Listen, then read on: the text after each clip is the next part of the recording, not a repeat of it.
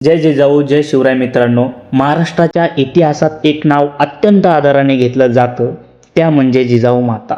स्वराज्याचे स्वप्न पाहणाऱ्या आणि छत्रपती शिवाजी महाराजांना घडवणाऱ्या महान माता. नमस्कार मित्रांनो, माझं नाव राहुल डोंगळे आणि आज चाललो आहोत आपण अशा पवित्र भूमीकडे जिथे जन्म झाला त्या मातोश्रींचा, ज्यांनी घडवला स्वराज्याचा सिंह. तर चला सिंदखेड. आम्ही पण येतोय, तुम्ही पण या. तर मित्रांनो, मी एकटाच नाही, माझे आई पप्पा पण आहे. तेव्हा इथं साळवे उभे आहेत. साळवे येणार का सिंदखेड राजाला? Yes yes. तर या नक्की, भेटू आपण राजवाड्यामध्ये.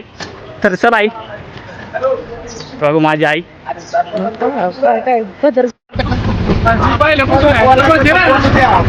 रिक्षाने जाणार आहे, आईन पप्पान ते रिक्षात बसलेत. तर बघा रिक्षा चालू झालं आता.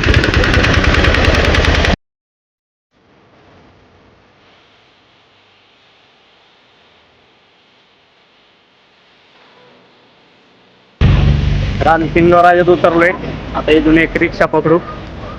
काका आई पप्पा मागे. इथून आता काही जवळ आहे, थोडंसं राहील.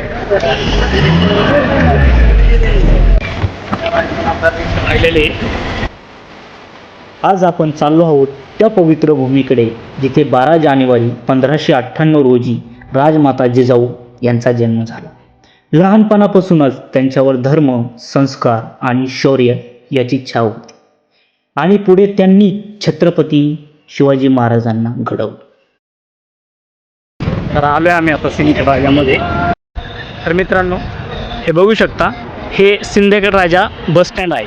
इथून जवळपास लखुजीराव राजे जाधव यांचा वाडा एक अर्धा किलोमीटर अंतरावर आहे. हे बघा, बस स्टँडच्या बाहेर पडलं, पाठी लावलेली आहे. इथून आतमध्ये जाऊ आपण. थोडं समोर गेलं की लागतं. तर आम्ही आलो, हे बघा. आणि अजून एक प्रवेशद्वाराजवळ उजव्या बाजूला एक सुंदर मंदिर दिसतं. या पवित्र वातावरणात इतिहास आणि श्रद्धा दोन्हींचा संगम जागवतो. प्रवेशद्वाराआधी दिसतं भव्य स्मारक, छत्रपती शिवाजी महाराज आणि हिंदवी स्वराज्याचे संस्थापक.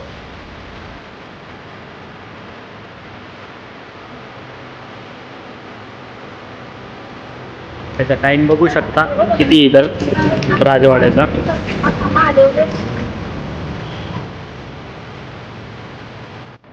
राजवाड्यात प्रवेश करताच उंच नारळाची झाडं आणि हिरवगार परिसर मन प्रसन्न करतो. इतिहास आणि निसर्ग याचा सुंदर संगम येथेच पाहायला मिळतो. आणि तुम्ही सिंदखेड राजाला आले म्हणजे तुम्हाला एक ठिकाण नाही बघायला भेटणार, तर अनेक ठिकाणं तुम्हाला इथे बघायला भेटणार. बघू शकता तुम्ही.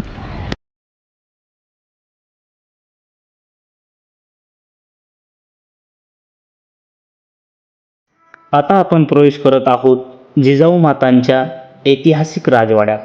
16व्या शतकातील जाधवराव घराण्याचा हा भव्य वाडा. चला मग दाखवतो तुम्हाला. या राजवाड्याचं प्रत्येक अंगण, प्रत्येक भिंत एक कथा सांगते. इथल्या शांत वातावरणात उभं राहिलं की इतिहास जिवंत असल्यासारखं वाटतं. ही वास्तू फक्त दगडाची नाही, तर संस्कार आणि परंपरेची साक्ष आहे. मित्रांनो, हे आहे तळघर, ज्याला ध्यान कोठार म्हणून ओळखलं जातं.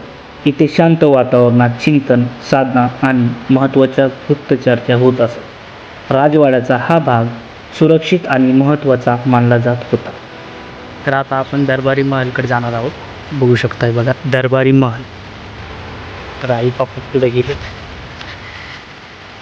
इथे राजदरबार भरत असे आणि महत्त्वाचे निर्णय घेतले जात असे. राजघराण्याच्या प्रशासनाचं केंद्र इथे होतं.